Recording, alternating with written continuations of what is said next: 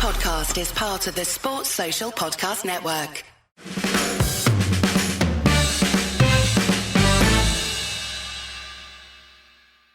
Welcome to NQ80 Daily, and today we are going to talk about the potential for Manchester United getting relegated. Silly speculation, but there you go. I'm Ed with Isabel today. Happy New Year, Isabel. How's it going? It's very good. What about you? Yeah, it's all good. I should preface this by saying I don't think there's a chance that United get relegated, but it was brought up and Ruben Amorim talked about it, so everyone else is now, and it's kind of strange situation we find ourselves in, starting the new year in 14th place. How worried are you? Yeah, I mean, I am worried. I think, it is everyone's talking about the relegation thing at the minute. It's too early in the season to really say where we're going to finish, but I definitely think, we know that there is a lot of improvements that need to be made. We do need to get more points. That is definite. Will we get relegated though? I think that is a far reach. We're definitely not playing well, but Man United getting relegated, that would be interesting. That'd be great, wouldn't it? Yeah. No, but for the discourse, that is, just to be clear, yeah, my friend Wayne, who's on here, wrote a book about the 1974-75 relegation season, which even I do not remember. And thankfully, since I was not around.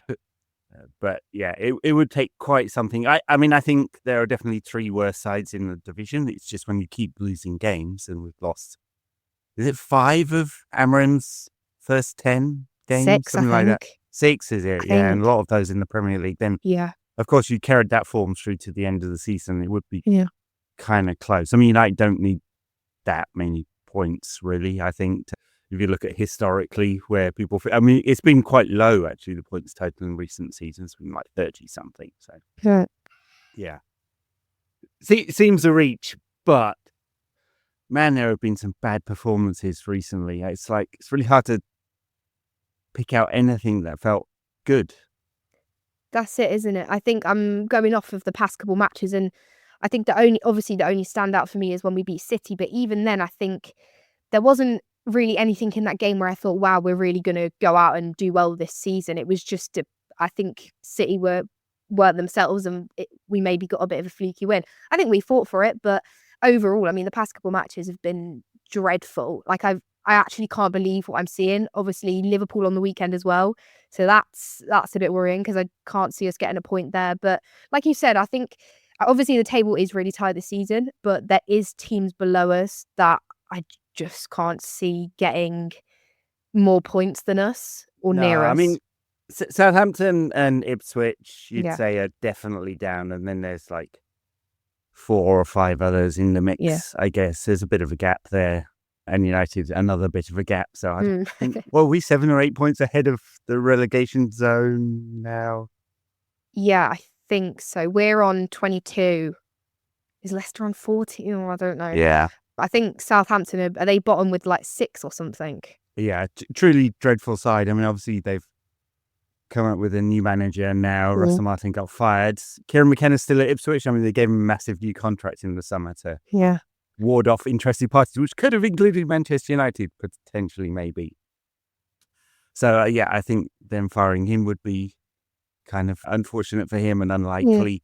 Kieran Maguire, the football finance guy, does the excellent Price Football podcast, put out a table of cost per points won this season. So if we should top up that, because their squad costs almost nothing, and United are bottom because our squad costs quite a lot. Yeah. They really should hang their heads in shame, shouldn't they? Whatever the manager's situation, this lot are not 14th worst in the division. They certainly aren't paid like it anyway. It's awful. I think January will be interesting because I think if we don't bring in a good player, I know people are talking about, we don't want to bring in someone on we don't want another Weghorst on loan. I think we need a good transfer in. We need a good transfer window in general in January. I think something needs to happen. Whether it will, I honestly wouldn't be surprised if nothing happens. We never do too much in January. Yeah. Andy Cole being the best of all January transfers. Oh no, didn't Vidic and Evra come in January as well? I think I'm right in saying that. So yeah, pretty good. Those two. Yeah, I mean, it's traditionally, at least now, especially in the PSR era, everyone's looking at the June 31st, July 1st sort of barrier for switching over to the new financial year. And so, like, if you're in desperate shape, you sell right up at the end of June, and then you look and see if you're in better financial shape for the next financial year. I mean, I honestly couldn't tell you what United's PSR position is. Say, you look in the last accounts, they're pretty desperately bad. I mean, 537 million net debt, so don't have a lot of cash in hand, so huge amount of debt. It's costing 20 million a year in interest, something like that, and then 400 million owed to other clubs, 202 million, which is due in the next 12 months. So you're like, and they guided 150 million of EBITDA, so cash flow. So like we're spending more than the cash we're generating, and that's without doing any business. So I don't know. It's impossible to say exactly, but I would imagine that they feel it's quite tight, and doing business in January would mean less before the end of June, if there were going to be any then at all. Or they need some outgoings, and of course, there's a lot of speculation about potential outgoings.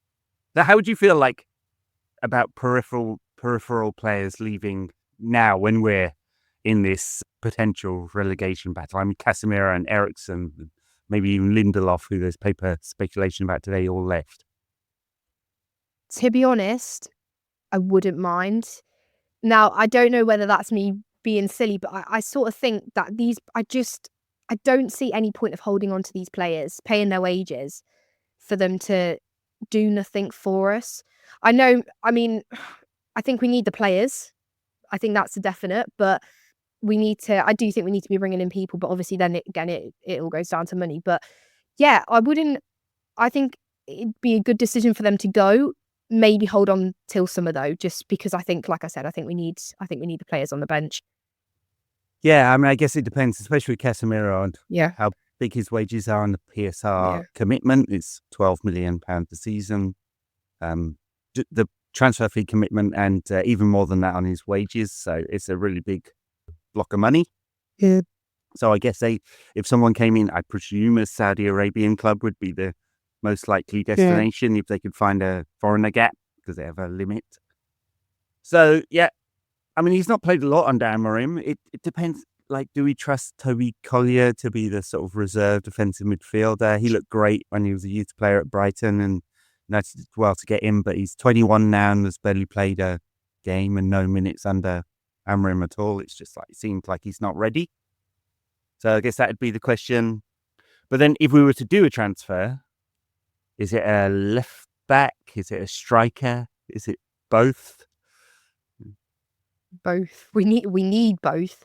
I think I always just think left back is the first thing we need to really sort out. I mean, seeing Delot, I feel bad for Delot, because I think we know he's a good enough player. I think he can play for United, but he's just not a left back, and it doesn't work, and it's not worked for a season now. So I do think a left back is the first decision, but a striker as well. I think we need more midfielders. We need new players everywhere. I think we do. This kind of conversation often comes down to that. Well, yeah. If it was a wish list, we'd probably ship about 11 out and then bring the same in. And football doesn't really work like that unless you're City and you can spend the wealth of the state. Yeah. All right. The cost of relegation, if it happened, in the unlikely event, I mean, it's catastrophic. If you think about how much cuts have been to date, like £45 million of savings from firing a quarter of the workforce. I mean, it's brutal, right? And price rises and charging disabled supporters for parking and stopping the Christmas bonuses for the stewards and getting in the cheaper stewards, massive long queues outside of Old Trafford and all of that kind of stuff. It's been brutal. So if you get relegated from the Premier League, your first season outside, you only get 55%. The bottom team this year will make about 100 million. The top team will make not quite double that, but that's just from the Premier League contract. Yeah. There's facility fees and merit payments and stuff on top of that. And then, of course, if you're not in Europe. So United made 209 million from broadcast revenue in the last financial year. They would lose all but 45 million of that. So, and then the sponsorship contracts, I mean, I guess we don't see many of them, but the Athletic reported that Adidas have the right to cancel that contract with a 1-year notice or a 50% cut in the value, and it's £75 million a season. Let's assume that there's very similar clauses in all the other contracts. United made 300 and something million out of commercial deals in the last financial year. So, I don't know, lose half of that. And then the club made 130 something million out of match day. And it would be quite hard for Sir Jim to put the prices up in the Championship. Yeah, so I don't know. It's not exactly halving United's revenue, but it's taking maybe a third off. And you'd have to make those savings, presumably from player sales. Yeah. No, I mean, we just can't afford that for that to happen. You just can't. I think, I mean, it is about United are a huge club. And it's this huge name and we can't be getting relegated. But seriously, like we actually can't afford to be getting relegated. So if that was to happen, there would be uproar. I mean, to be honest, I think some of the fans would be happy. I think the comments that I've been reading, I mean, people will say, you know, ticket prices might be cheaper. You might be able to get a season ticket. But I mean, if you look at it for more of the money side of things in the club, it just can't happen.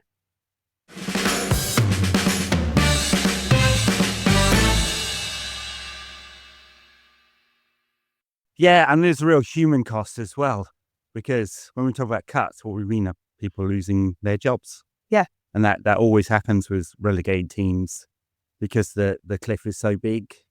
I mean, it's an ongoing discussion, isn't it, about, like, because their parachute payments mean that whoever comes down from the Premier League will earn more than every other club in the Championship by some distance, because the Championship TV contract's not very big. So even with the new one, and so it's unfair in a sense, but it's there to stop clubs going bust, basically. And I'm not saying United go bust because you could borrow still, but and there's Sir Jim who can always like buy Carrington or dip into his pocket and sponsor, the Ineos branded sponsored bar at Old Trafford for £10 million a season or whatever. But yeah, it would be completely catastrophic. And clearly, I think Ruben is kind of interesting the way he talked about it, because he said, look, we need to shock the club into a new direction. So that's why I talk about it. And maybe that's it. Maybe he's saying, hey, players, you need to wake the fuck up. So, yeah. It is. And it needs to happen now as well. We can't afford for it to happen in a month or two. It really needs to change. And I really hope that, I mean, I know we've had a couple hard games recently, obviously, like I said, Liverpool on the weekend as well, but without even thinking about what fixtures we've got, we need to get some points. I think we need to do well, I mean, if we can, in the Europa League as well, but it's just, it starts with the players. I mean, I was watching the Newcastle match and it honestly, it just felt like it was the players' fault. And I will always blame the players before the manager normally. Obviously, if there's a clear decision, right, to blame the manager, whatever. But it just felt like it wasn't, Amorim had no control when I was watching the Newcastle match, as if like it was just all the players. I mean, when Martinez was just had an awful game. I was like, how is this? Like, I don't remember Martinez being this bad. Why suddenly are these players performing really badly? I just think we're not progressing anywhere. And I know we've just come under a new manager and it is going to take a bit of time, but I think players really need to kind of snap into it, and it needs to happen now, because you just can't afford to be in the relegation battle. You can't. No, exactly. I mean, I guess the one thing is it doesn't happen quickly necessarily. So it's not like all those teams below United right now suddenly going to start picking up loads of points. It's unlikely. So there's that. But you're right. Next two fixtures, Liverpool away, Arsenal away in the Cup. So it could be out of the Cup as well as in a very difficult position in the league. And then Southampton, who are obviously dreadful, from Brighton, who are pretty good. Then the Rangers game in the Europa League, and should be all right in the Europa League for qualification. Like Rangers and FCFB are both really bad, but like, I guess so are we right now. Yeah. And then who's to blame? I mean, I guess it's 2.5 years of flip-flopping on tactics and systems under Ten Hag. Yeah. And then the club making this, I guess you could call it bold, or if you're a pundit of a certain type, foolish decision to pick a systems manager, has a very specific system with a squad that doesn't seem to fit it at all. So there's that. And then it always feels really reductive to go, the players aren't trying enough. But there's just something slightly off, isn't there? I don't think they're lazy or don't care or any of that, but it's easy to kind of fall into the trap of like blaming the manager or blaming the system or blaming the wrong position or whatever it is. And it feels like there's a % or two off like what they could give. But it's hard to put your finger on it exactly, isn't it? It is, because like I said, me watching, I'm thinking it's the players' fault, but actually, no, I don't think we do know who to blame. And that's kind of why it's so frustrating, I think, watching United at the minute, because it's like, what's going wrong? I think I don't mind Amorim coming in with this set formation thing. Ineos knew that when they were bringing him in. So that's that. We've got to stick with that. They've made that decision. You've got to go all out. I think the players that we've got, yeah, they're not the right players, but I mean, I think some of them are. I don't think everyone on the team needs to go, but I think there's a good handful of players that will need to leave when the season finishes. I think you invest in the summer, hopefully, if we've got enough money to do so. And on for next season, I know we're not even halfway through the season yet. No. But I don't think so. No, but I think you've got to kind of think about it. This is, I hate the word, but it is a work in progress. We're not going to turn around in January and suddenly be this great team. It is going to take a long time for the players to get used to Amorim's formation and for Amorim to get used to the players. And we might sign someone in January. You don't know. It's all just a bit of a mess right now, which is really annoying. But in terms of who to blame, I think it's a team effort. I think everyone's involved. I don't think there's a specific, it's Amorim's fault or it's the players' fault or it's Jim Ratcliffe's fault. I think it's a bit of everyone. I think anyway. Yeah, no, I think that's fair enough. 20 years of Glazer ownership is the macro picture, isn't it? And lots of poor decision making, and that's how businesses of all kinds fail. Right? You waste your resources through poor decisions, and United have done that. And that's why we're nearly £1 billion in debt, or £1 billion if you, depending on how you tot it up, exactly, with the loans and the line of credit with the bank and the transfers owed. And that is extraordinary, really. I mean, $1.2 billion, I think it is, gone in interest repayments and management fees to the Glazers. That's the cost of the Glazers being owners. So that's the big picture. And then just constant and catastrophic bad decision after bad decision. And now even the new exec team that came in and they were supposed to be making good decision, they clearly made a very bad one with Erik ten Hag in keeping him. That cost £20 million. Yeah. So yeah, I'm sure everyone who got fired at United saying thank you very much for that. Yeah, good work, guys. And the recruitment is Mazraoui, De Ligt, all right. Lenny Yoro, we're waiting to see. Josh Xerxes been a bit of a disaster. So, and we need to get that. It needs to be 100% right from now on. We can't have any wasted resources at all because it's so tight. That's it. You can't afford to bring in anyone that's not going to do it for us. It's so difficult because these players, like the Xerxes thing in the week, I didn't like the fans booing him off. I didn't think it was fair. But I get it if they're booing the team, but Xerxes in particular, I didn't like that. But I just think there's so many issues at United, and I think it does start with the higher up people. But no, things need to change. But yeah, we can't afford to just be bringing in anyone. It needs to be well thought through for Amorim's system.